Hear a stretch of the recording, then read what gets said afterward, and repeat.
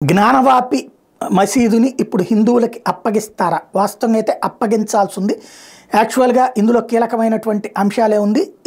ఎప్పుడైతే ఇంతకాలం లేనటువంటి అంశాలు ఎప్పటి నుంచో చెప్తా వస్తున్నది. అది దాన్ని ప్రాపగాండా అన్నారు, హిందూ సంఘాల వాళ్ళ నాటకం అన్నారు, లేకపోతే భారతీయ జనతా పార్టీ సృష్టిస్తోందన్నారు.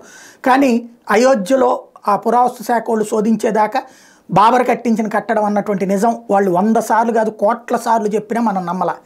ఇప్పుడు అక్కడ అయోధ్య రామాలయ నిర్మాణం తర్వాత ప్రజలు నమ్మారు. ఇప్పుడు జ్ఞానవాపి మసీదు సంబంధించి ముందే ఎవిడెన్స్ వచ్చింది.